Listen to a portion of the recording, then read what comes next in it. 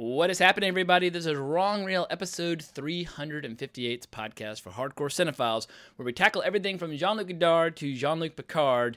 And today we have Steven Scarlatta coming back after like an 8 or 9 month absence from the podcast, and we're going to be tackling the topic of great unmade movies, a very specific project.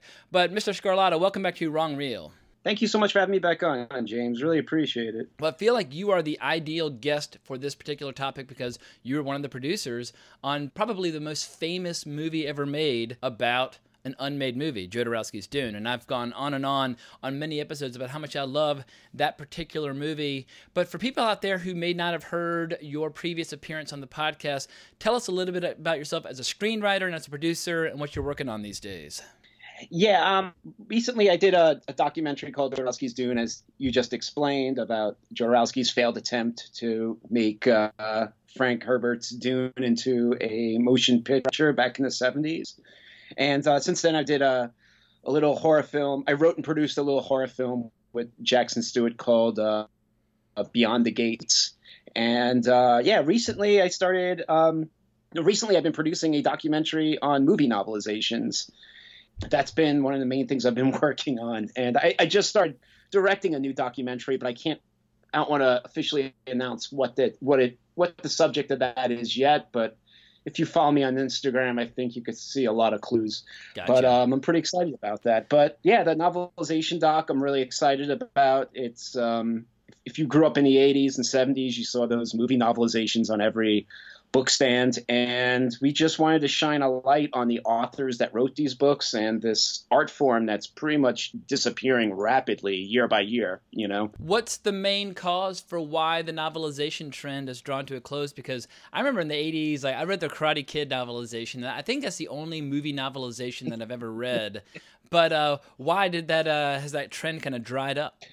For one, you might have to watch the movie for a big answer to that. But two, I'll just really quick. I mean, I guess you could tell it's just, I guess within the last 10 years with just fan fiction and just tie-ins, you know, like Transformer books that take place still in the movie universe, stuff like that. I mean, that's what I kind of brought the movie novelization to an end, pretty much. I mean, and they still get written.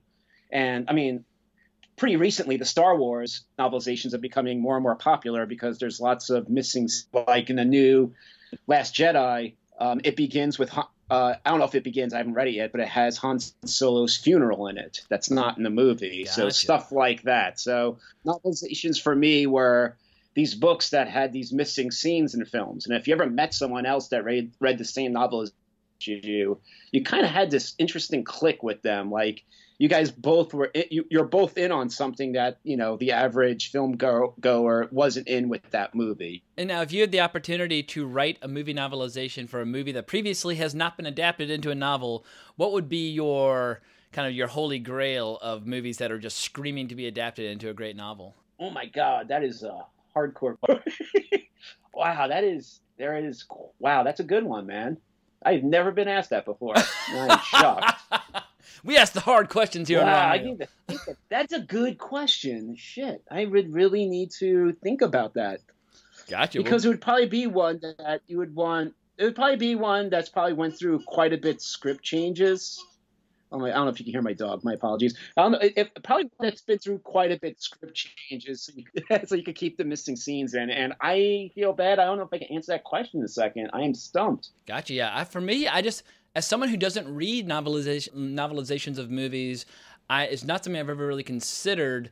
But I guess, like, if there were ever a movie where the screenwriter had a lot of material that just didn't get to make it in there just due to budgetary constraints, like, I mean, very famously, Lonesome Dove was initially a movie pitch that was going to be directed by Peter Bogdanovich, starring John Wayne and Jimmy Stewart and Henry Fonda. And it's like, oh my God, like, I can't believe that movie didn't get made. But in essence, it kind of did, because Larry McMurtry took that treatment and he fleshed it out into a novel 10 years later and wrote one of the most enjoyable bestsellers of the 20th century. And so I guess it would be a situation like that where I feel Lonesome Dove is the best novelization of a movie that was never made. That's going to be my pitch. That is a good one, man. You have me beat. I'm like, you completely just freaking floored me with that question. Gotcha. I like it. That's what we do here. Well, what we're going to be talking about today is a movie that it's been an object of, or I guess a source of fascination for people for a long time. But there's this great book, Tales from Development Hell, the greatest movies ever made by David Hughes. And he talks about a whole hell of a lot of different movies. And oftentimes he talks about like a period of time for like 10 or 20 years where like a certain project had like many iterations and attempts at getting it off the ground. But when we talked about this topic, one of the first ones that came to your mind was the unmade Batman Year One from director Darren Aronofsky, which was going to be made, or at least was in development at a time where he was a brand new hot young director. He just made Pi. He was getting up to speed on Requiem for a Dream. I mean, he was coming right out of the gate. But when did you first become aware of Frank Miller and Darren Aronofsky getting together to work on this project? Believe it or not, I remember when it was announced. I was working at a Japanese production company, and I was the guy at the front desk. And I was the only one there that read Hollywood Reporter and Daily Variety. And when Pi was a pretty big deal when it did it premiere at Sundance? I believe so. Because when it because I remember, I was really into film. I'm a filmmaker, and I used to keep up what used to be the hot thing at Sundance. And I remember reading about that film, and I remember reading when he got attached to Batman and Daily Variety. And it was like, wow, this seems like an interesting pairing for this film. And I really didn't realize at the time they were trying to redo Batman. So I remember when I first read it, but it kind of left my brain. It didn't really come back into my brain again until I read that book, Tales from Development Hell, because I bought that book as soon as it came out.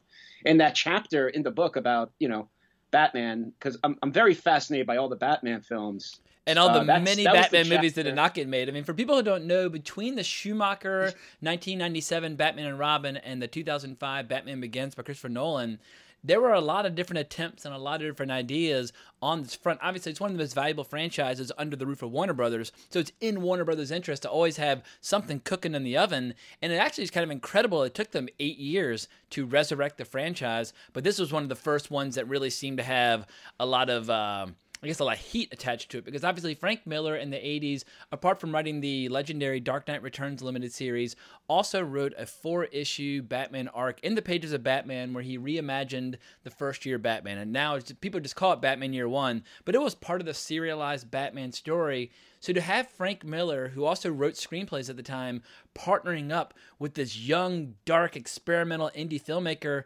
that's a pretty ballsy, adventurous concept for Warner Brothers to even consider. Yeah, absolutely. And let me go back a second. I did remember they were trying to make a Batman 5 because Howard Stern was hot off of that movie he made, Private Parts, and they were trying to get him to play the Scarecrow.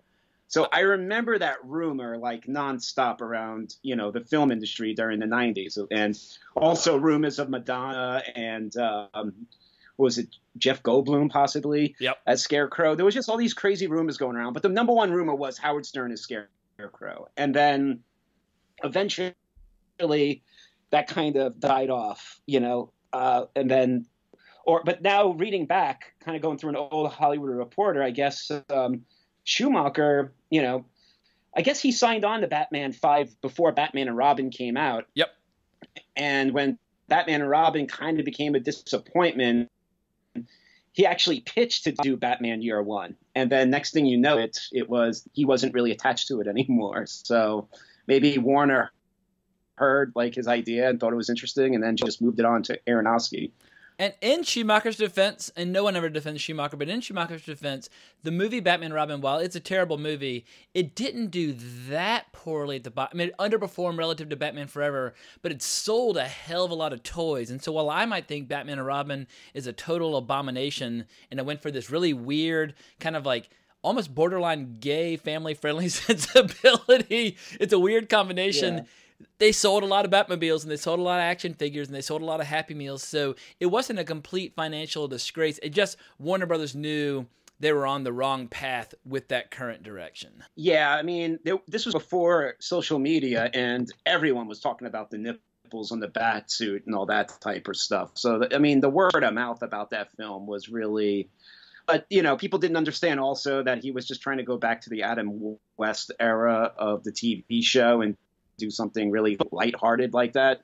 And I think it just totally, you know, missed the audiences. Yeah, like you said, I mean, the movie was a hit. People went to go see it, but I think it's one of those things like where afterwards it's really start thinking about it like, wow, that really wasn't good.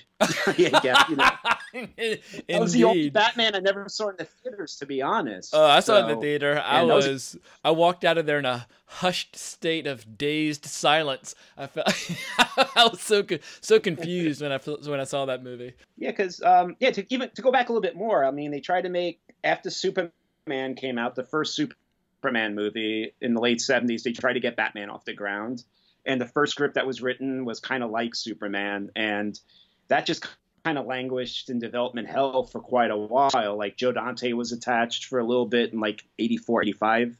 And then it wasn't until after like Tim Burton did a Pee-wee and Beetlejuice where he stepped on. Because I actually have a Batman treatment from like 1985 with Tim Burton's name attached to it. So it's like, holy, was he, you know, he was attached back then, which is, you know, and the movie came out in 89. So it was a long process just to get Batman off the ground, you know, besides the Adam West film that came out. What was that, late 60s, early 70s or something? Yeah, I think Batman the movie was, I believe, 1968, but I would have to check IMDb to confirm.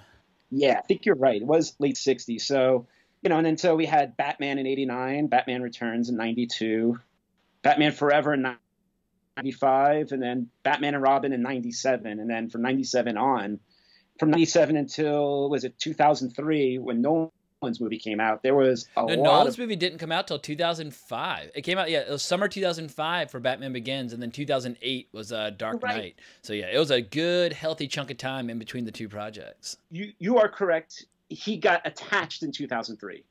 That's when the Daily Variety finally announced it. So yeah, he was coming off of like Memento and Insomnia, and all of a sudden he was the hot new thing. But Memento was obviously a little bit more of a lavish production than Pi was, but it still had like that indie spirit and a nice edgy quality to it, and it just blew people's fucking minds. So while we think of now as Christopher Nolan as this giant industry unto himself, where he releases these 70mm extravaganzas every few years, in the early 2000s he was in quite a different place in his career, and he was just like a big budget version of Aronofsky in a lot of ways. I mean, obviously Aronofsky, when he graduated from Requiem for a Dream, I feel like it was a major jump up from Pi, so he was going through his own rapid evolution as a filmmaker as well. But they were definitely two of the hottest young voices to emerge at that time. It's very true, and and if you really look at it, those are really two strong choices to direct a Batman film. You know, going from Schumacher, I have nothing against Schumacher. You know,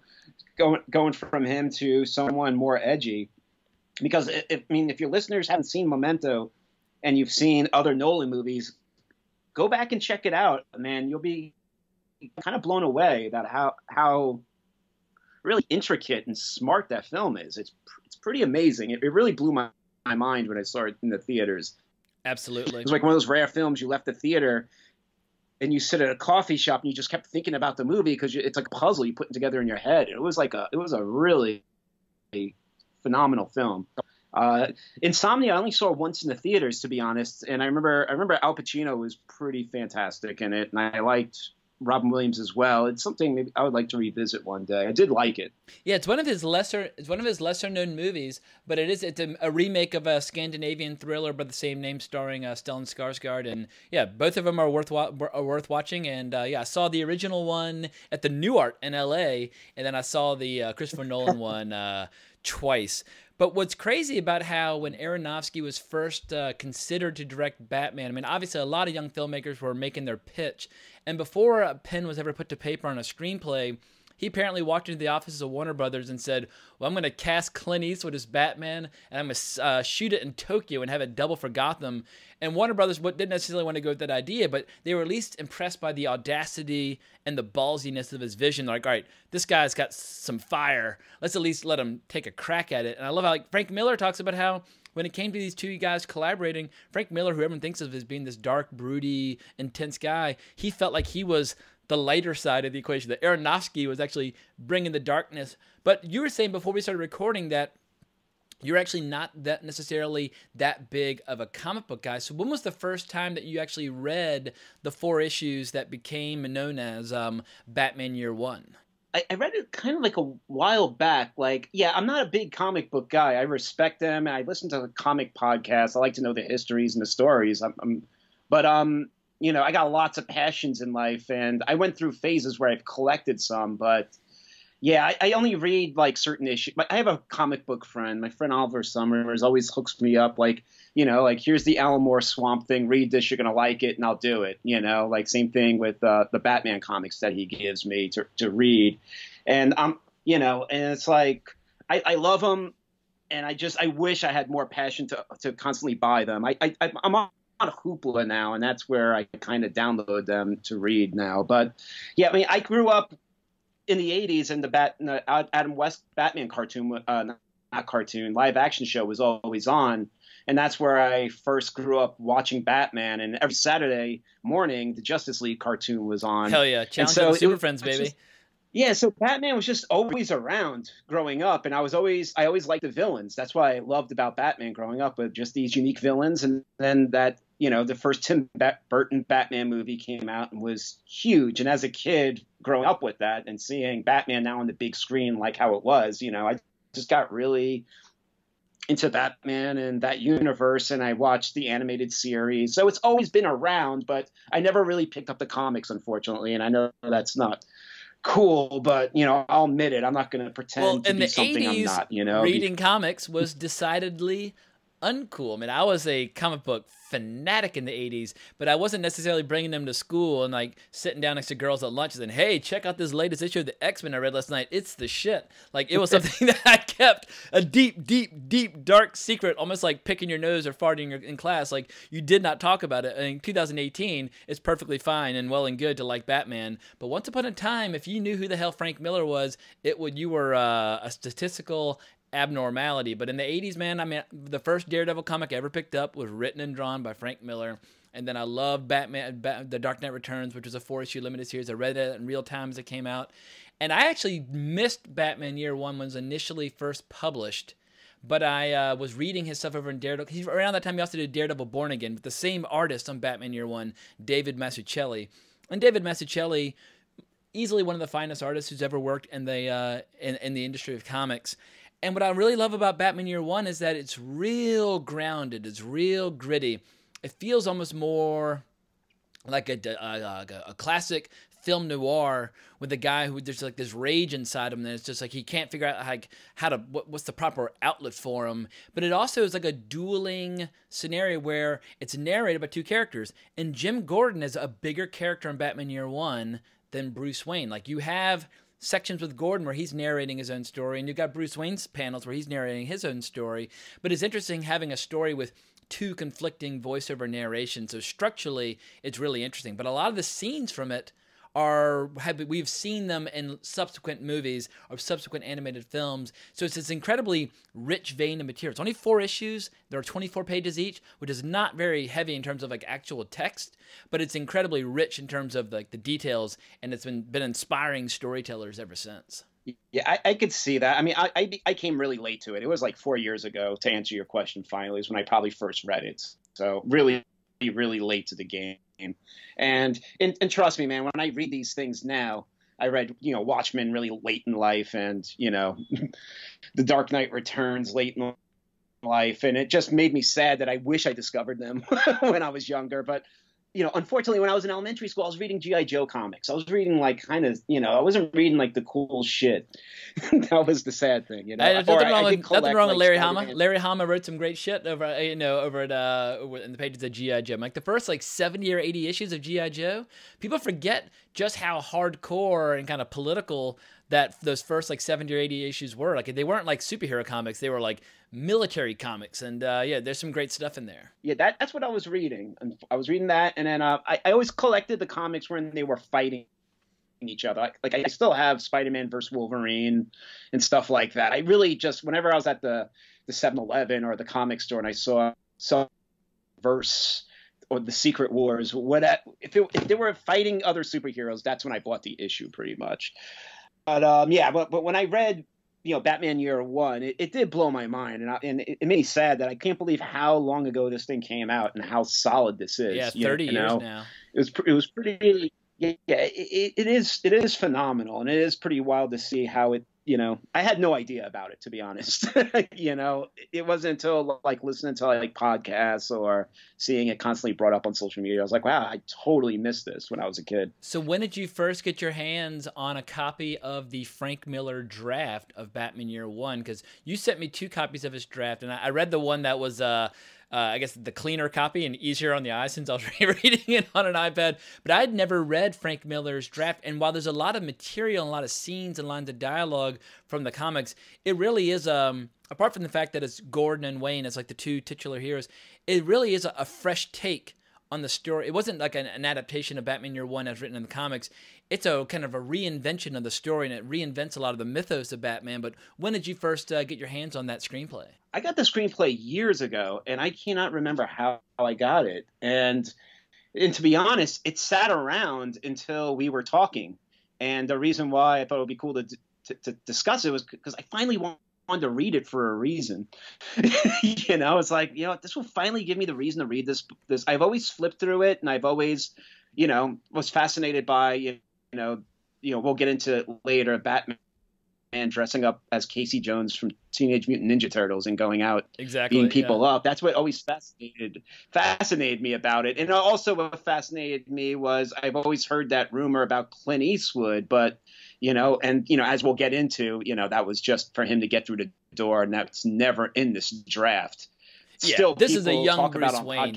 If Darren Aronofsky, though, had been hired to direct Dark Knight Returns, Clint Eastwood in the 90s would have been pitch perfect, brilliant casting, because he was still doing action films, and like he was still doing like Absolute Power or like Blood Work, and it was it not Blood Work? What was that movie called? I can't remember the name of it. In any case, he wasn't that far removed from doing movies where he still carried a gun, and so it would have made sense for Clint at that time. And also, Batman Talks.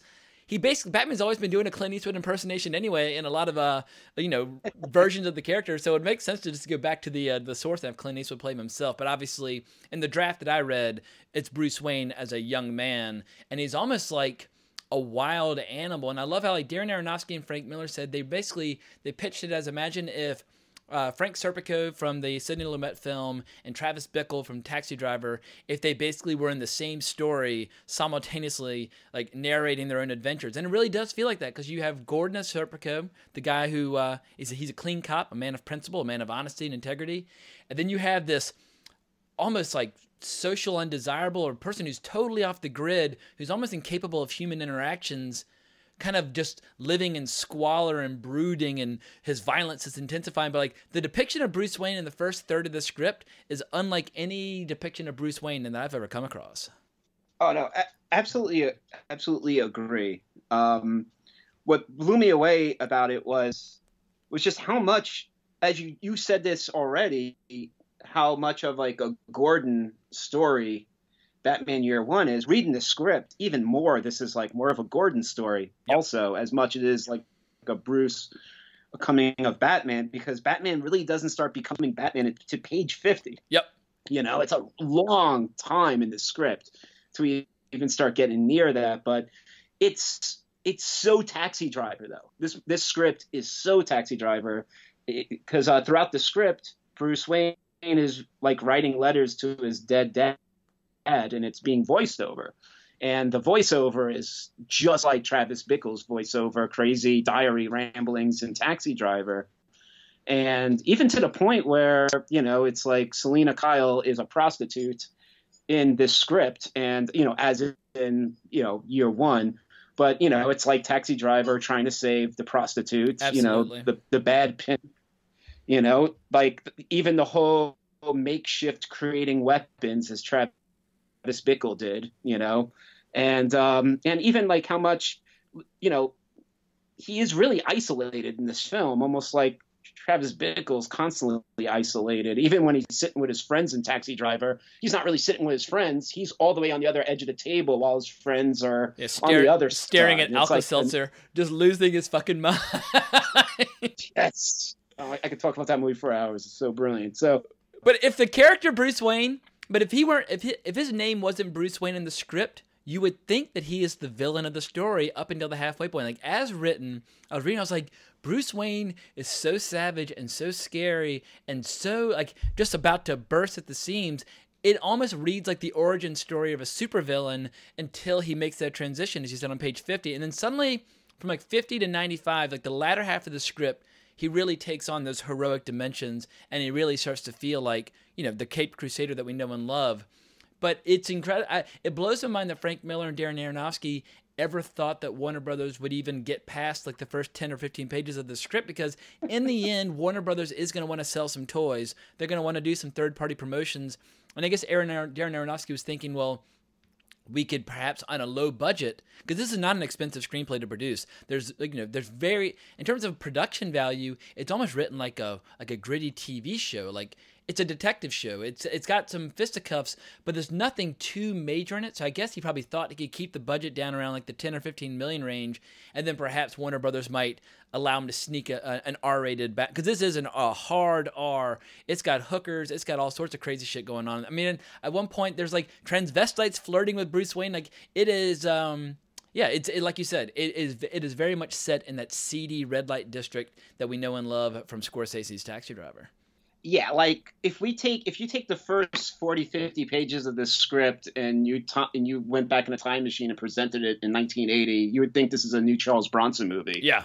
And Charles Bronson's Gordon, and the fucking Bruce Wayne is the guy he's going to be after the rest of the movie. You know, it's like, it is really gritty. And what's pretty wild is that, yeah, I read also, you know, Aronofsky wanted to shoot it in 16 millimeter. He wanted an R rating, and he thought maybe they could do a PG cut, which would be impossible when you look at this movie. It's like, this is a hard R, you know, very adult. You know, you can't make toys out of Selena Kyle being a hooker, and you can't make, you know, Chi-Chi the killer pimp as the villain action figure. All your action figures are going to be corrupt cops, too, and I don't think that's what kids want to play with. And that's another thing. It's just that I think this movie never had a chance. Like, it never had a chance. It never really came up again in the trades as people being casted for it or anything.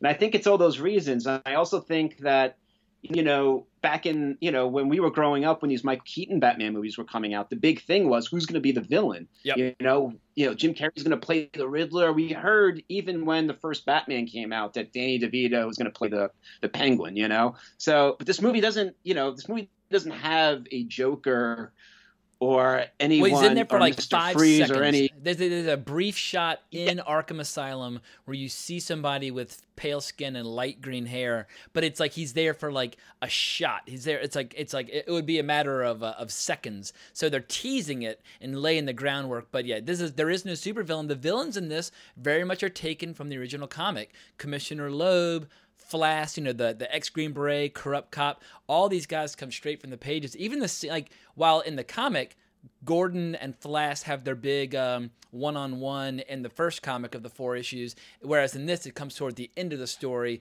But like line for line in terms of like giving them a handicap and throwing them the bat and that sort of thing, it all comes straight from the pages. So that stuff was very true to the original Batman Year One. But where it really deviates is with Bruce Wayne growing up as like a fixer, like in this like it's like a half garage, half like electronics like store where he just constantly is working for Little Al. And Alfred in this, he is a black man. He's a black man who inherited this business from his father, and it's atop this like network of caves that eventually becomes the Bat Cave. But it completely reinvents the Bruce Wayne Batman mythology because he doesn't travel the world. He doesn't go train with ninjas. He doesn't travel to all these universities. Like, it's basically just him through power of will and reading a lot of books and intense dedication, making himself into Batman. I don't even know how much time it takes place over the course of the screenplay, because he goes from like a dysfunctional guy like living in the alleys to suddenly knowing how to do a lot of things really quickly. But he self-educates at a very rapid pace. Yeah, he is he's like Bookman. Whatever book he reads, he immediately can do. Like, he's making truth serum. out of like chemicals, like in a garage. It's pretty wild. But to be honest, those are the scenes I loved in this book. All the makeshift weaponry and him reading the anarchist cookbook and creating all this weaponry. And, I loved all that stuff. That was like some of my favorite sections in this book. It's like a blaxploitation movie though, but with Selena Kyle as a black hooker and with Alfred as the kind of the black business runner. I mean, like, you could easily see this being shot like in 1973 or 1974. Like, even the car. What's the make and model of the Batmobile? It's basically just like a car with tinted windows and like a reinforced frame, but it's hardly the Tim Burton Batmobile. It's basically just like a 70s. Hang on, I wrote it down. The make and model of the car is boom, boom, boom, boom, boom. Lincoln Continental is not that fancy. Nah, yeah, this one that stuff is different from the comic, because the comic he's actually in his Batman uniform too. Agreed, as well. Like in the second issue, he goes from seeing the bat at the end of the first issue and saying, "Thank you, Father, I shall become a bat," which is a nod from Batman 1, but in this he goes from that to being in full costume very, very quickly. Yeah, and in this one it's like a trial and error of him going to hardware stores, sports shops, buying hockey gear, just trying to see what, can withstand punishment on the streets, and as we said earlier, he dons like a hockey mask, a goalie's mask also, and like I mentioned, Casey Jones from the Turtles, and hits the streets padded in a hockey mask, but he's always gets hurt, and he always learns from all these crazy makeshift, costumes. And yeah, and like you said, the bat comes through the window at the ending of the first issue where he figures it out. And this one, his inheritance is like this ring when he has his initials on it. And so when he punches you, it's like the initials are mistaken for a bat. And I thought that was kind of interesting. Yeah, they're playing with the mythology. Like now, I mean, like obviously with the internet now, if you even like put a dent in the Batmobile, people lose their fucking shit because people take their canon very seriously when it comes to certain heroes, sometimes almost to a degree that it makes it impossible for the characters to breathe and grow. How do you think the hardcore kind of comic book fanboy community would have reacted to this pretty radical reimagining of Bruce Wayne's roots? Oh, you could probably answer it better for me, but I don't think they would. I think at the time they wouldn't have liked it, and if this movie came out, when it would have came out, I don't think the hardcore fans would have liked it. But I think now that time's passed, it would have, got a cult following, and it would have been probably more appreciated. But back then, it's like he's wearing a hockey mask, and he's got like paint steel dentures and stuff like that. And he doesn't really have his utility, but it's not the comic. And that's what people want now these days, is when you see your property being turned into a film, and you're taking this many steps away from the comic, people are going to be really upset. People don't like the Michael Keaton Batman very much because they're such fans of the comic, I mean, it's not, maybe more recently people are coming around to it, but when that movie came out, I can ask you, I mean, like, major comic fans kind of hated that film, right? Well, I was right? 12 when it came out, and so I ate it up. I mean, I saw it. I have no idea how many times I watched it, but I nearly wore out my VHS cassette. I saw it in the theater.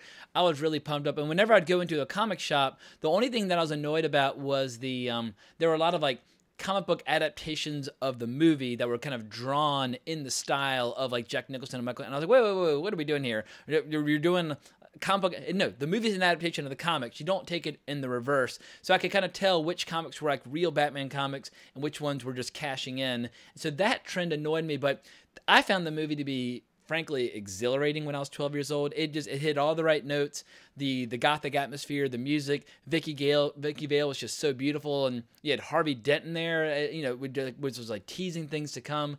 And so it's easy to say now, like, oh, well, it's not nearly as good as The Dark Knight. But until The Dark Knight came out in 2008, no one ever thought a Batman movie could be that good. And so in 1989, I thought the Tim Burton Batman was the fucking shit. I was like, movies can't possibly get better than this. But it obviously was quite different from comics. It was its own thing, but I totally embraced it at the time of its release. Yeah, I like it too. So how about this? Let's look at this for a second. The movie was announced in 1999, right? And So let's say it comes out summer of 2002. You know, that's probably a fair time. And Yep. summer 2002, we have Spider-Man, Star Wars Episode 2, Bourne Identity, Men in Black 2, Minority Report, you know. And so that's that summer. And so now stick this in that summer, you know, how I mean, those movies are those are kind of light films, you know. Yeah, And then Spidey it's definitely. like, Spider-Man we're 1 is very primary colored and very humorous. Yeah, it's one of the things where perhaps if they had like done something where it was like an animated movie, like there's a trailer out there right now for a Japanese animation version of the Batman mythology that kind of reimagines and reinvents it, and people have very aggressively and warmly embraced this radically different take because they feel like it's not gonna mess with established canon because it's so clearly designed to be something well outside. So if you'd said like, hey, we're going to do a 70s blaxploitation Taxi Driver, Serpico, Batman, like reimagining, but it's not going to be official continuity, then I feel like people could have accepted it, especially if it's at a modest budget and it's not like the building blocks of a shared continuity or shared universe. Yeah, because that if it's a standalone, I could see that, but yeah, it's. I mean, just to be totally honest, I just really think it didn't have a chance from the moment it was announced and that first script came in. You know, it's like R-rated Batman, and then immediately when the script came out, they started on Batman Beyond, that script as well. So both this year one and Batman Beyond were going on pretty much at the same time. And which Wolfgang is pretty Petersen's interesting. Batman v Superman. Wolfgang Petersen for years was trying to get Batman v Superman up and running, and it didn't happen obviously till what, 2015, 16, whenever the Zack Snyder film came out.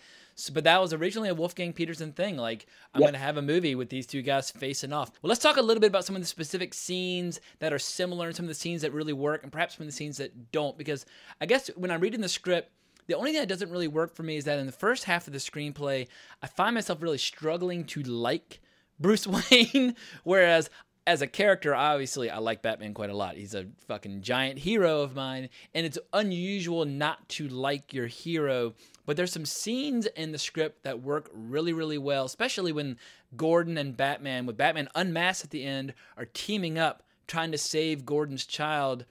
But there's also some really great stuff that is in the comic and in the script, like with Batman being surrounded by corrupt cops, like in a burning building and having to fight for his life and things like that. So what are some of the scenes that really jump out to you, either from the comic or from the screenplay adaptation, that really kind of hit home for you? Well, I'll say one thing. I was kind of happy that wasn't in the script that makes the script kind of strong is that the whole Gordon affair is not in the script. And I was really happy because it is a hardcore script, man. And it's like, and I'm happy that piece isn't in it to slow it down, because the script is, the good things is it's positive, that just keeps going back and forth between Bruce and Gordon. And the thing that's strong about this script too is, and by the way, I can't stop thinking about Gary Oldman as Gordon while I'm reading the script for some freaking reason. He's so damn good in Batman Begins that it's impossible not to associate him with the character. I know. He's amazing. And that's the thing about this script is that, like, fucking, the thing I like, I mean, I think it's in both. Well, it's in both, is that Gordon is like a badass, man. He's really freaking cool in the script and in the comic. And unfortunately, like what you're saying, I think that hurts the script is that you care more about Gordon than you do for Batman, because Gordon has, you know, like, the script starts off as like Lethal Weapon, where Jim Gordon's about to commit suicide in the bathroom. Yeah, it's powerful. And then his wife is pregnant, and he's dealing with everyone at the precinct's corrupt. They surround him in the garage.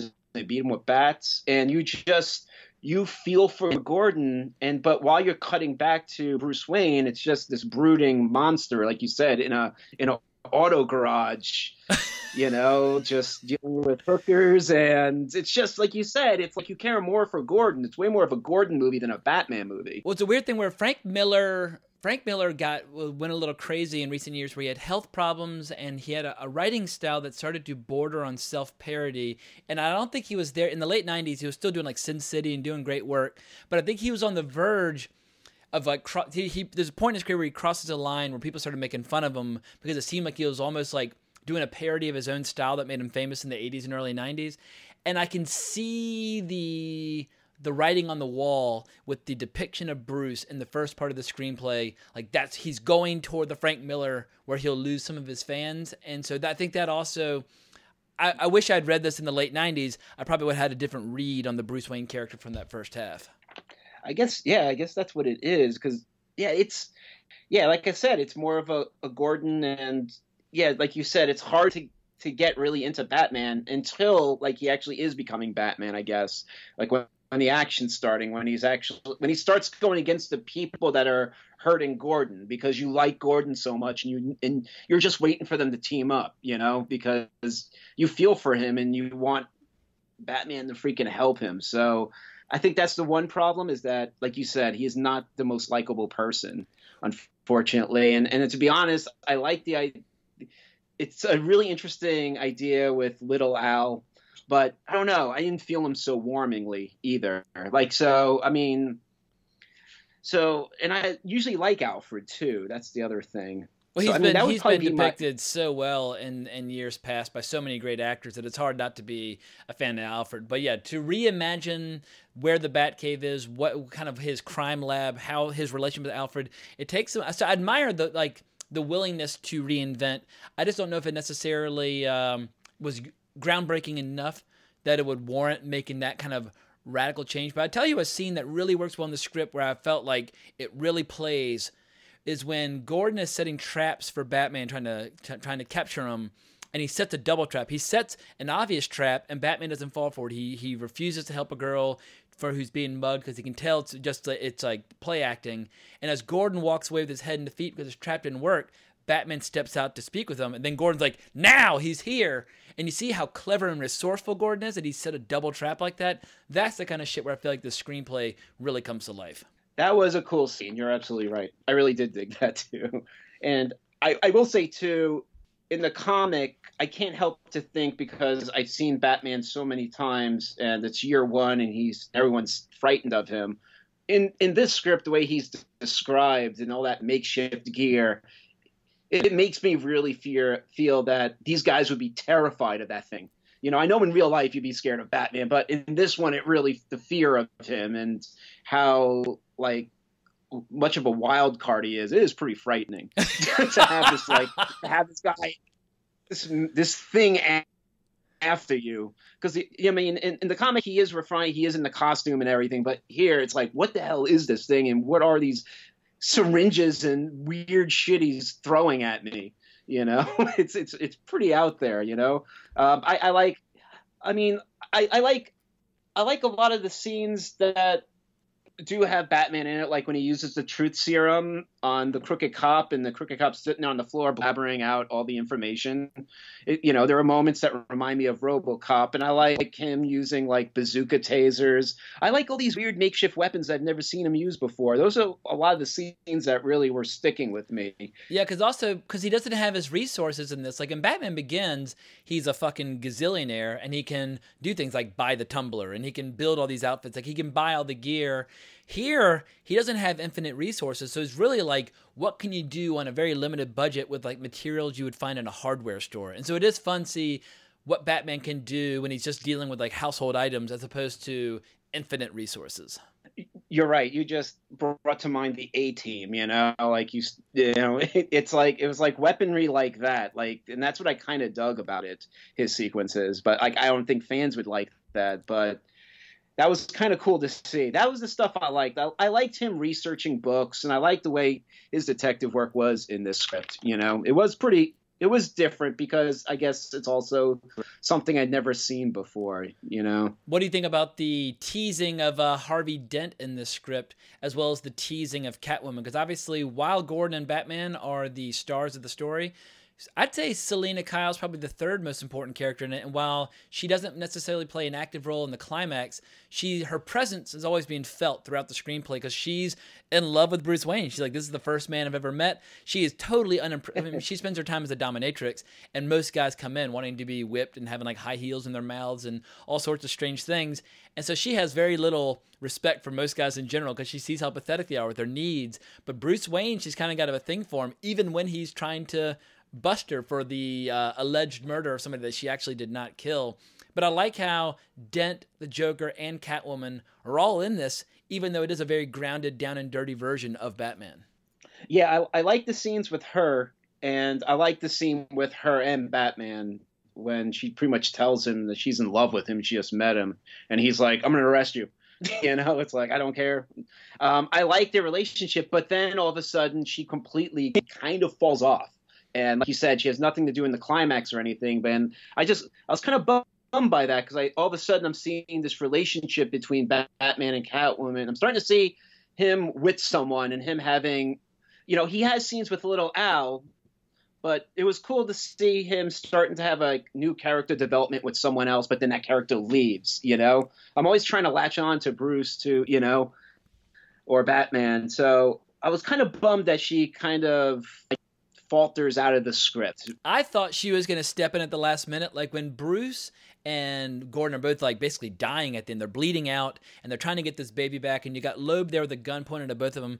I thought that's when Catwoman was going to just basically drop in and scratch his hand or something like that, but they decided to go a different route. But I figured she was going to be part of the payoff, so I was surprised when she was not part of the payoff. Yeah, same here. Yeah, because I wish there was more of her, because she was starting to put together her costume and everything with razor blades, and I was digging that. And then it kind of, you don't really see her really get to use that stuff, as I can remember, Yeah, it's just kind of a missed opportunity. It would have been, if this movie had been made, say they made it for 10 or 15 million and it had grossed 40 or 50 million, like a modest success, to see a trilogy in this world, because Warner Brothers always goes big with Batman. They go big or they go home. Like, they make these giant $200 million or $300 million extravaganzas. But it's been pointed out by a lot of people before, the essence of Batman is basically it's detective stories combined with martial arts. And martial arts movies are inexpensive to produce, and detective stories are inexpensive to produce. Why film noir and kung fu films did so well in their respective periods, because they were low budget and they were fun and they were exciting. Batman, in theory, should be at least viable as a low-budget action movie. And so why not have an R-rated low-budget version? Like, it doesn't have to be Batman v Superman, where if you make anything less than $1 billion, the film's considered a commercial disaster. Like, I think Warner Brothers makes a mistake now thinking every Batman movie has to be a blockbuster, and it just doesn't. I agree. It's just weird even thinking about this as a trilogy, because even though it's setting everything up, would they actually do a sequel that's gonna? Because think about it, the first Batman, Michael Keaton's Batman in '89, and you have Batman Returns. Gotham City is totally different. Every Batman movie, Gotham City completely changes. Even Nolan's, like the first Batman Begins, freaking, isn't there like crazy train tracks in the sky and all that? Gotham City is pretty wild. And then all of a sudden in Dark Knight, it's heat, Yeah, absolutely. It basically turns into Chicago. Yeah, it's like, it feels much more like a studio creation in Batman Begins. And in Dark Knight, it just feels like, oh, this is Chicago. And then in Dark Knight Rises, it felt like New York. Like, oh, this is Manhattan. It's like, what? The city keeps changing. But like all those scenes with Bane and Wall Street and that sort of thing, I was like, this is the New York Batman. So yeah, Nolan definitely played with the geography a few times over his 3 films. And then so did the original ones, because from Batman Returns, the snowy, that Gotham is different than the first Keaton Batman. And then when you have the Val Kilmer Batman, that's like that whole crazy opening, totally different Gotham again. Like, Gotham is always changing throughout all these films. And even, Harvey Dent, he started with Billy D. Williams, and he was Tommy Lee Jones and the character. So I don't even know I wonder, like, it doesn't even seem to even keep a straight Batman mythology anyway throughout their films. This could have totally just been its own standalone film. I can't really imagine them would have done more sequels, especially when I just mentioned all the movies that came out in 2002. I mean, the superhero genre was really taking off and really exploding, but we forget just like how different the superhero movies were back then. Like, in the era of Marvel from 2008 to now, where like people take shared universes for granted, people forget that a lot of these superhero movies back in the early 2000s were kind of standalone one-off movies, and they weren't always trying to do world building.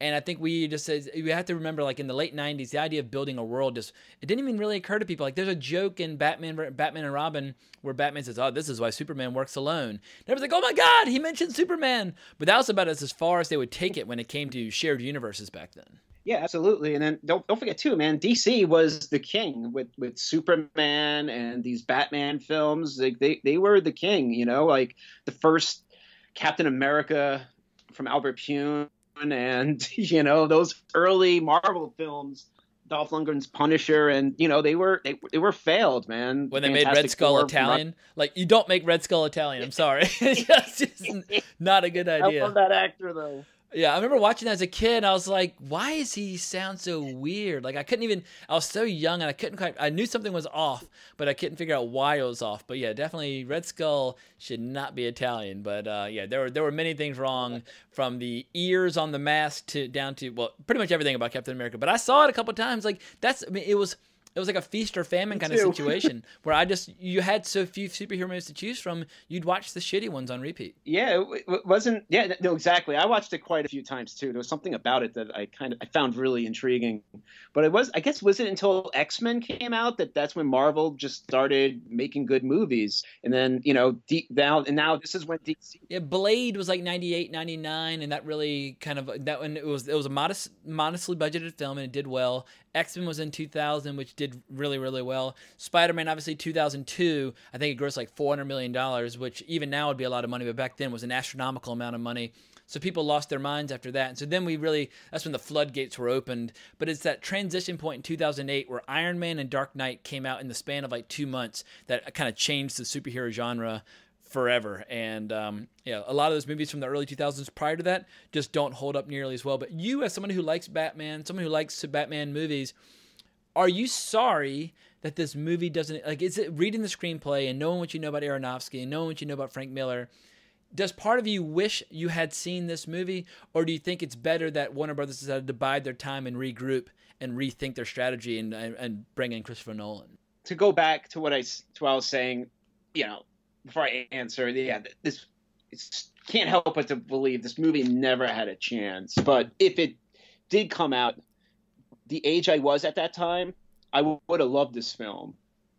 And me not having a crazy attachment to the mythology and all the Batman comics, I would have loved it even more, because I had nothing to really, I didn't grow up reading the comics, so I'm not so crazy attached to certain things. I would have loved this version, absolutely.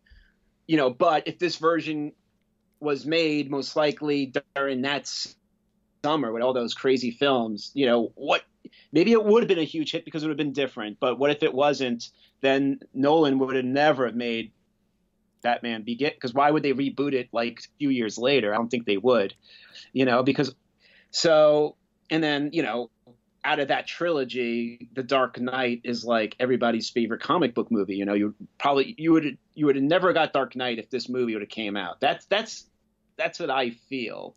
But I would have loved this if it would have came out. I'm not going to lie, but because I don't have that attachment, you know, and I know it's not perfect. And also I feel like sometimes it's important to let the bull loose in a china shop. Like fans, I think someone joked on Twitter recently, I wish I could remember who said it, he said, I'm so old I can remember when fans still like things. I was like, oh my God, like they're right. Like fans are so territorial and so possessive of the things that they love that they sometimes can squeeze all the air out of the conversation where there's any like room to rebuild or rethink or reimagine things.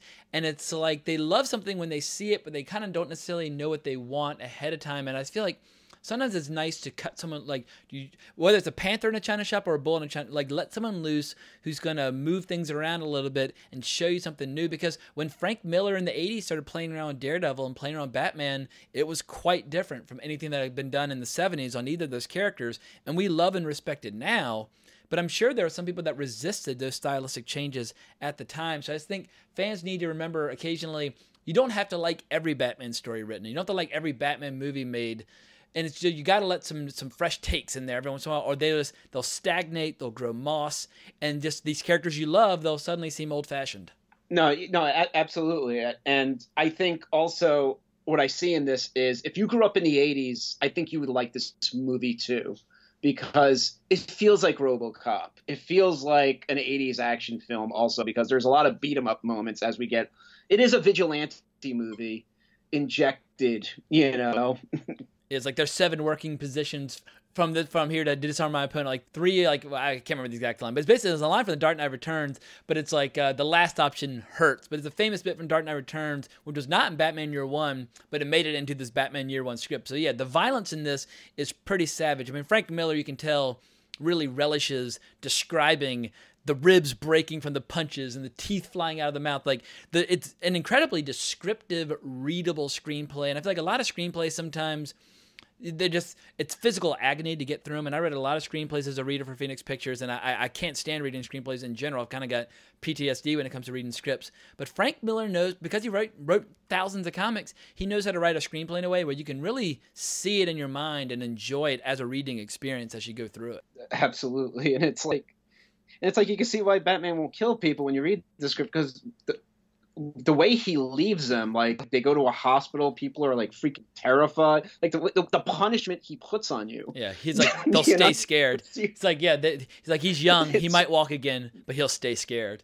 Like it's almost like, please just kill me, because that's better than what you've done to me. Yeah, it's so. I mean, how do you feel now about this if it would have came out in 2000? Or, you know, I just threw that year out just because it was 2 years after its announcement. I mean, as a 41-year-old guy, I no longer, I feel like I've read and I've seen many innocent, family-friendly takes on characters that I grew up with and love. And at this point, I feel like there have been so many classics that have been made.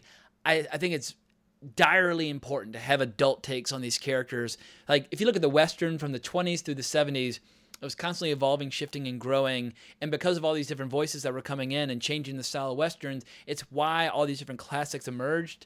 And I think if you don't occasionally let someone like Aronofsky or Frank Miller loose to do something totally bizarre like this, then you're going to get a stale, stagnant subgenre of science fiction or fantasy, whatever you want to call superhero movies. And I think R-rated takes on these characters are incredibly important. And I know there's a lot of money on the line, but when I see a movie like Deadpool or a movie like Logan or a movie like Kingsman, like these are all R-rated superhero movies based on existing properties doing well and finding an audience, I feel like it's absolutely essential that more filmmakers get those opportunities.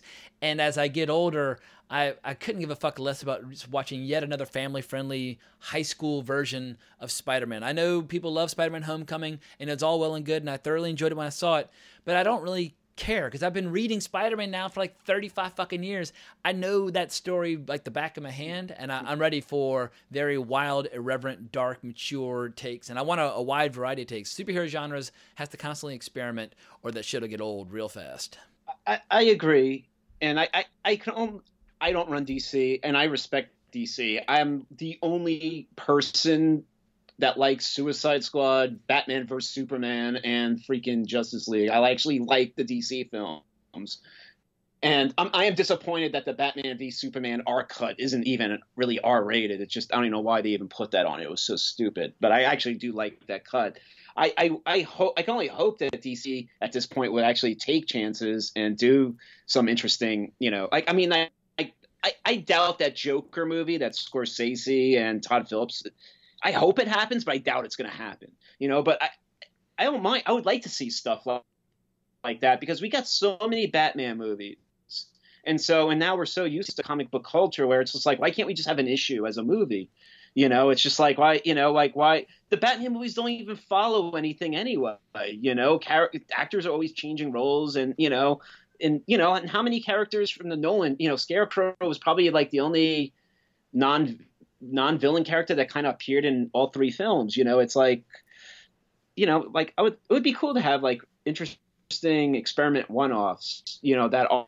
Well, you mentioned Swamp Thing like earlier. Batman, but For people who have not read it, Alan Moore's run on Swamp Thing in the early 80s prior to doing Watchmen is one of the most kick-ass supernatural horror stories ever written in the history of comics. If you, Steven Scarlatta, were producing Swamp Thing, a series of Swamp Thing films for Warner Brothers, who would you bring on to direct to tackle that story in the manner in which Alan Moore wrote it? Because there's some issues in there that are savage and dark and freaky, and it's a crazy read. Yeah, I think In the 80s, I would have probably brought on David Cronenberg, or even in the 90s. Recently, in the director, I can't get him out of my head. That was actually attached that didn't make it was Vincenzo Natali from Cube, and Oh, gotcha. God, what's the? He was going to do it, and I think that was perfect. I thought to do it also because his visuals. I mean, I didn't realize how trippy Swamp Thing was and how dark it was until I read that comic. I only knew it from that Wes Craven movie. weird '90s TV show. And Oh, the Wes TV show, Craven gotcha. movie, Yeah, or what about the Swamp I Thing have the 2 box. with Heather Locklear? I saw Swamp Thing 2 far more times than I should right. admit to. Me too. Oh, me too. Because that was during like the hair metal days when that movie was popping. That movie was on HBO nonstop, and I loved that movie. Absolutely. When like a flower grows out of her foot at the end, and she's like has this weird little smile on her face. Oh man, so weird. I'm sorry. Who would you think would be a good director for that? Oh, I would bring in Brian Fuller and try to have him do a show like American Gods. I mean, when he did what he did with season 1 of American Gods, it's very Neil Gaiman. It's very true to the style of Neil Gaiman's novel American Gods, but at the same time, very visual and very cinematic. And I was actually totally caught off guard by just how dark and just how sexual American Gods was. I was like, whoa, like this is someone who kind of gets that world. Granted, American Gods is a novel, not a comic, but he writes it very much like an ongoing series of graphic novels like his series Sandman. So I would love to see someone like Brian Fuller take a crack at Swamp Thing as a serialized TV show. Wow, that's a good idea. That would be awesome. I mean, I wonder. Yeah, that would be pretty cool. I hope they do something with it because I didn't have respect for it really until I read that comic, and it really blew my mind. Yeah. It was it's pretty amazing. It's a staggering Another one experience, without a doubt. And yeah, it gets my highest possible recommendation. I think I read all 5 trade paperbacks of that run at least twice, perhaps 3 times. Definitely some of the issues 3 times, like when his girlfriend finds out. Like, well, I don't want to get derailed by we'll save Swamp Thing for another day for the great unmade movies. But before we wrap up, do you have any like a top 10 or top 5 kind of hits of unmade movies? And you can't mention Dune and you can't mention Batman Year One, but as somebody who produced a movie about an unmade movie that's now become very famous, what are some of the great unmade movies out there that fascinate you, or as in terms of like what might have been? Okay, give me a second for that one. I wish they would have made Commando 2 back in the 80s. It has an awesome opening, like prison break through helicopters, and then the opening scene is Arnold Schwarzenegger in the mall with his daughter, and his daughter is talking to this kid, and Schwarzenegger's character hates the kid. He runs over to the kid, he grabs him by the ankles, and he starts shaking him, and all these drugs come out of his body and hit the floor. And then he embarrasses his daughter, and she runs off. And then like he gets like, it's like the script that, but you know what? That sucks. I can't say that because that script is what possibly, I guess, Die Hard turned into. Interesting. I didn't know that. But man, it's so cool though. Oh my God, I love it. And another Schwarzenegger movie, I guess the second one would probably be the Conan the King, Conan the Conqueror scripts. I still wish we would have got like one of those. Deep Blue Sea Part 2. I know there's a new Deep Blue Sea coming out. It is a lot of fun, but in 90 what was it, late 90s, they were going to do Deep Blue Sea 2, and it was going to be about a tidal wave that hits this building, this condominium, and it falls into the ocean, and all the sharks enter the condominium and start eating people. So it's like still Deep Blue Sea because Deep Blue Sea took place in all these, underground tunnels and all that shit flooded. So it's still keeping that. But unfortunately, that movie got canceled. And then the Sci-Fi Channel used that premise for a movie called Malibu Shark Attack. And they used goblin sharks and William Forsythe. Is that the cat's name from Raising Arizona? All right, so that's 3.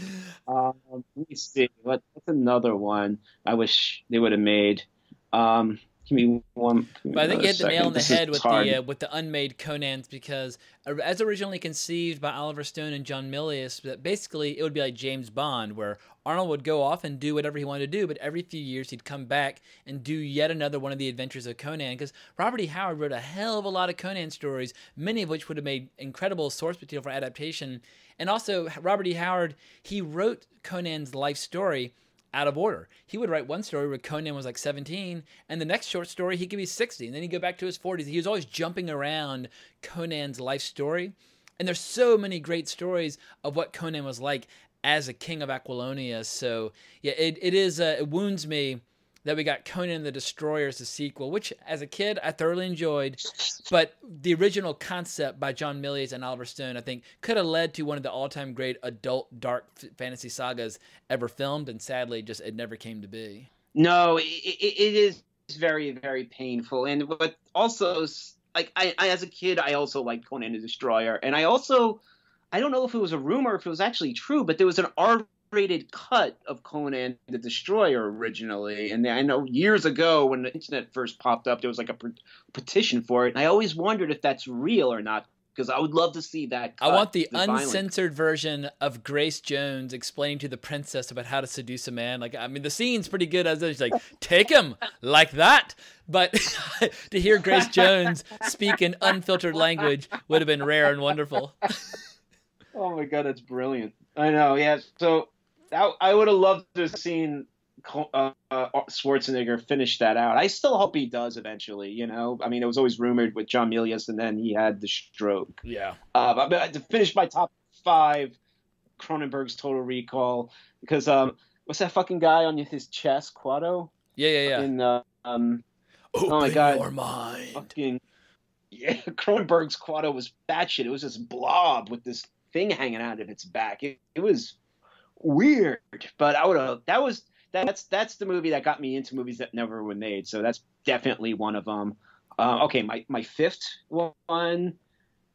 I mean, I guess that's a tough one. I mean, there's a couple. I mean, I guess it would probably be if Romero actually was able to make his first Day of the Dead, you know, before he had to cut the budget down drastic. And I always wondered, you know, after Romero died, I always thought, I was like, man, he never did Twilight of the Dead. And, you know, I always wondered if he did that before Land, what it really would have been like. But, you know, I have to rewatch Land.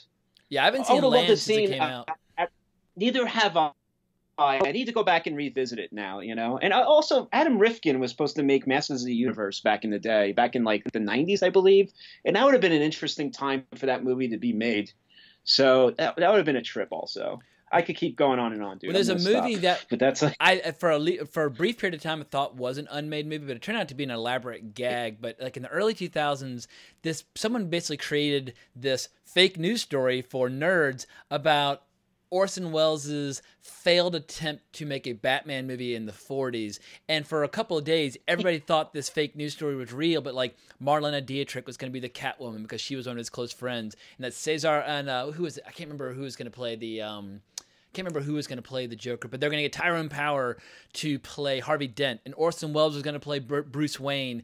And there's all because Orson Welles really loved he loved to draw, and he wasn't like a big comic book dork in the late 30s, early 40s. He was making way too many plays and movies, but he really was involved in illustration and that sort of thing. And so someone basically created this Batman pitch employing all these incredible talents. But imagine a Batman movie with a score by fucking Bernard Herrmann, like a year or two after Citizen Kane. Like so it's not a movie that ever would have been made, but it only exists in my imagination. But imagine the look and feel of Citizen Kane, but instead set in the world of Batman. I feel like that could have been the shit. That's really interesting. Because Orson Welles could play the shit out of Bruce Wayne. Like you look at Charles Foster Kane when he's young and handsome, running the newspaper. He is Bruce Wayne. He's a total rich bastard who basically, I mean, it's basically the Bruce Wayne that he does as like his public persona. That's what I've always found most interesting about Christian Bale's version of the character, is that in public, Bruce Wayne is yet another costume. He's got his private Bruce Wayne that only Alfred sees, or that only Lucius Fox sees, but he's got the slimy layabout playboy that is as much a facade as Batman, and I feel like Orson Welles could have done that really well. That would have been, yeah.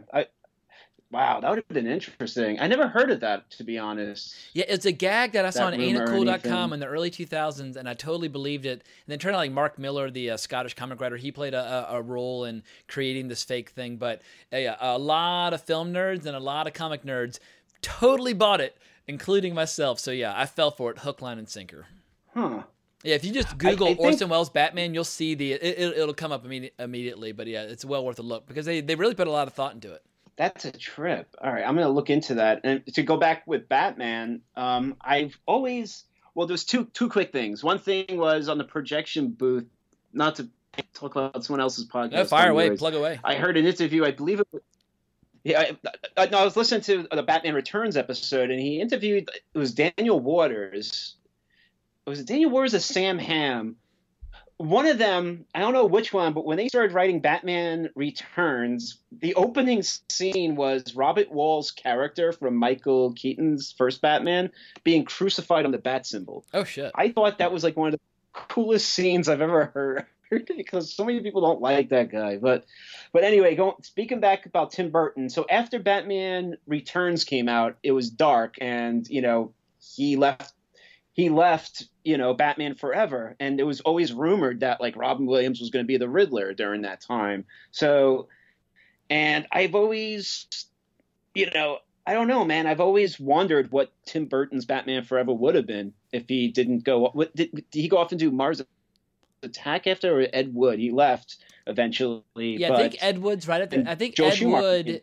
I can't remember if he did anything. It says Batman Returns and then Ed Wood, and I don't know if he has anything else before Mars, because Mars Attacks is like 97, 98, something like that. So I think that's the order in which they came out. Yeah. And he did Ed Scissorhands in between Batman and Batman Returns, correct? I believe so. Yeah, because there is a little gap there. God, it's incredible what a hot streak he was on. Batman. From Pee-wee through basically, like from like mid 80s to late 90s, he was so much fun. He was so exciting. And I saw a lot of his movies in the theater upon their initial release. I was such a fan. And in the 21st century, I've really struggled with Tim Burton. I think the only one that I kind of enjoyed, and it's totally humiliating to even admit this, but I actually kind of enjoyed Dark Shadows. I was on a long flight, like one of those crazy like 19-hour flights, where I, for whatever reason, watched Dark Shadows like 3 times. I was like, this is amazing! And I don't know if it would like have the same impact on me now if I'm not like trapped on a plane. But for whatever reason, that was the one I kept watching. Like Bella Heathcote, I think that's her name. She looked great as a vampire at the end. It had like Ava Green and... Yeah, I don't know why that movie had such an impact on me, but that's probably his one 21st century movie that I've enjoyed. You know what? I watched that movie quite a bit too because of Eva Green, and I actually I didn't like it at first, but then it was always on HBO, and I ended up watching it. I don't mind. You're right. That initial run is just, even if he stopped after that, it's like Metallica. They gave us so many awesome albums, and then after Load and Reload, it was like, you know what? I forgive you. Do what you got to do. I'm gonna stop listening. But but at first those like his Ride the Lightning and Master of Puppets, of those early films are so freaking good. I still watch his movies. The last one, the Miss Whatever's, how I forgot. I watched it. I didn't mind it, but the Miss Peregrine School School for what it was basically X-Men, but with like a Tim Burton flavor. It was based on a novel. But yeah, I saw. I can't remember what the hell the name was, but yeah, Miss Peregrine School for something or other. But but anyway, I saw it. Yeah, but I respect him, and what's crazy is like his Batman Forever. Think about it for a second, like. Even if I don't know who was going to be casted, I mean, the Riddler was probably going to be in it, but Michael Keaton would have stayed as Batman. It's just that they probably couldn't sell toys anymore after how insane Batman Returns was. It was really dark, and Batman franchise became about the toys, and Joe Schumacher was all for the toys, and unfortunately Tim Burton, couldn't do the toy thing, and that's a shame. It would have been interesting to see Michael Keaton and Tim Burton make a third Batman movie. Yeah, it's a weird thing where you have a franchise where the fans get old, and you're trying to figure out, like, how do you handle the future of the franchise? Do you make movies that appeal to the aging fans, or do you make movies that hopefully will bring in a new generation? Because obviously you're running a studio, you need to cultivate a new generation every 5-10 years. But it's one of those things where it's like you run the risk of alienating the people who have disposable income, who will go see it many times. So, yeah, it's a weird thing where you have these, like, whether it's Star Wars or Batman, whatever the case might be, but franchises that have been around for forever, how do you keep everybody happy? And the honest answer is it's impossible. Like when we're looking at like Star Wars and Last Jedi, you cannot make everybody happy. And because we live in this ridiculously divisive political era, even something like Star Wars somehow gets politicized. Like everything is politicized now, whether you like it or not. Even Batman, I'm sure at some point will get politicized. But I think having offshoots like this Japanese animated Batman coming out later this year is a way to keep adults happy, because it looks like Ninja Scroll and Batman had a baby. It's dark, it's bloody, it's all fucked up, it looks crazy. So I'm really excited for that. Whether or not we'll get a decent live action Batman movie in the near future, who can say? But it seems like was it Matt Reeves? Is he attached now to do the next one? I don't know what's happening with. I think he still is because I like the Batman that's in Batman vs Superman. I know a lot of people have issues with it, but again, I didn't read the comics, so I mean, I liked that take on Batman. He was the best part of it. And I like Justice League. Yeah, I enjoyed Justice League. I saw Justice League twice. So yeah, but Batman changed. But Justice League. But his character kind of changed a little bit in it, right? Oh yeah, they did a course correction without a doubt, and they tried to make Justice League brighter, more funny, more lively, less brooding. But yeah, the Zack Snyder sensibility and the Joss Whedon sensibility are a very poor fit. And making a movie with those two guys directing different scenes, like, I can't think of two directors whose sensibilities are more apart than Joss Whedon and Zack Snyder. But I don't know what Zack Snyder's future might hold, because obviously Zack Snyder had a vision for this dark DC universe, and some people liked it and some people embraced it and other people just rejected it. And yeah, just Warner Brothers, they can't figure out what to do with their DC universe in a way that allows them to be as viable and competitive as Marvel is. But obviously they're going to do Wonder Woman 2. Obviously we got Aquaman 3 coming out at the end of this year. And so they'll keep making movies, but it's hard to know what the future of the Warner Brothers DC universe is going to be, because Marvel now is doing 3 movies a year and their lead is just going to continue to increase. Yeah, and that's the thing that hurt Justice League, and I felt bad. It was just that they came out 2 weeks after Thor, after that juggernaut, and it's also like the holiday time, and it's like, you know, parents don't want to take their kids. They just took their kids to a superhero movie last week, and now it's like Oscar bait time, you know? Yeah, Thor Ragnarok. It's harder to go see, you know. I think everyone's surprised by just how good Thor Ragnarok was. Like, people expected something cool because of Taika Waititi, but Thor Ragnarok, that was one of my favorite movies of last year. I was like, holy shit, this movie's fucking amazing. So yeah, it definitely, you never want to come out 2 weeks after a Marvel movie. It's always, just steer clear. Exactly, and I think that's what really hurt Justice League. If it would have been released when it hadn't been near that close another Marvel film, it would have done better. I mean, it sucks to say that. It's just that Nolan, like you said earlier, the Iron Man came out the same summer as The Dark Knight. And that's when Iron Man and Marvel started building the Avengers and building their universe. And Warner really couldn't do anything because they had to wait for Nolan to finish Batman. Yep. And you know, I've always heard, you know, and Christian Bale said it, that he wanted to keep playing the character, you know, and it kind of sucks they didn't just kind of keep him in the fold and make the new Batman. You know, I know it's completely separate, but it doesn't even have to be in that trilogy anymore, because these movies don't really, you know, it was a shame. Like, they just didn't have time to build while Marvel was building, because they had to wait for Inception to come out. Off the back of Nolan. Like, even after Nolan was finished, they should have said, all right, we're going to use these 3 movies as the spine of our new DC extended universe, and everything's going to spring forth from here. And if any new characters come, granted, it would have been weird to suddenly have like Green Lantern show up in an environment where the tone had been so established in such a realistic fashion. But you just build from it. Like Iron Man, granted, it has a guy flying around in a suit, but it still felt a little bit grounded. Like, it took a while for Marvel to start getting weird and stretching their wings and that sort of thing. So they should have just used Nolan's trilogy as the foundation of their new universe, as opposed to rebuilding from scratch with Man of Steel. I mean, I know Green Lantern was supposed to be the beginning of it, but Man of Steel basically became the new jumping off point. But it's like, you got 3 hit movies, one of which grossed like $1.8 billion. That sounds like the beginning of a franchise to me. Especially when you end the movie like that, with the setup like that, you know, it's like, because that's a long, I mean, look at that break between, you know, like when you look at Dark Knight versus Iron Man and how much more time Marvel had on them. And then they rushed and it got them into this situation. It's a shame, because, you know, DC was the king of these comic book movies. But Yeah, I mean, I guess time will tell. I would love to see another Batman. I like this. I like what's his face, so Jeremy Irons as Alfred He's quite a great. bit. He's I'd yeah. like No, Jeremy Irons to and Batman see. v Superman Yeah. might have been my actually, but maybe Gal Gadot. But anyway, Batman v Superman has a lot of little details that are insanely cool, and Jeremy Irons as Alfred was one of those details. He knocked it out of the park. But I feel like we're starting to run a little long, and you've been incredibly generous with No your problem. time, and so I can't thank you enough for carving out so much time on a weeknight to talk on Wrong Reel. But if people want to talk further about novelizations of movies, or about unmade movies, or about just Batman in general, where can people find you online? Oh yeah, you can find me on Twitter. My full name at Steven Scarlatta with a PH. I'm on Twitter. I'm on Instagram.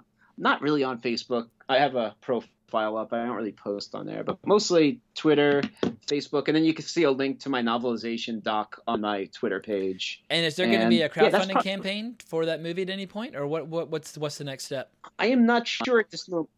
We have a few more interviews to go. It's just tough with documentaries, they're just, that's why you have to have a passion for what you're working on, because you're going to be working on that doc for a while. We're excited. I mean, we're having a good time. I am not sure at this moment, but we have at Titan Movie, at Tide, I think _ in, you know what, I'll tell you in 1 second. We're on, oh, actually, you can just get to that link from my Twitter page. Beautiful. At Steven Scarlatta, a link to the novelization Twitter page, and we're right now, that's where you get all the news on the movie, and we're posting tons of novelization photos if you're into nostalgia like that. So Excellent. Well, I might have to read my first novelization of a movie since 1985 or 6, whatever the hell it was. I read Karate Kid. It's been a good, healthy chunk of time since I read my last novelization. So I might have to crack the pages. If you come up with like a hit list of the best novelizations ever, I'll definitely take a stab at least one of them. But can't thank you enough for coming on this podcast and pitching such a cool topic, because this is, I mean, talking about movies that might have been, it allows you to kind of use your imagination and creativity in a way, and it just, I had a ton of fun getting ready for this episode, so thank you for pitching the topic. no, man, it's all good. Thank you. Excellent. Well, we hope y'all have enjoyed this episode. Please consider giving our podcast a subscribe. You can find us on Twitter or Facebook, or my personal profile on Twitter at Colbrax. Got 2 more episodes coming up on Thursday. And so, a lot of Wrong Reel goodness on the immediate horizon. So we'll hope to be back for all of that. But as always, onwards and upwards.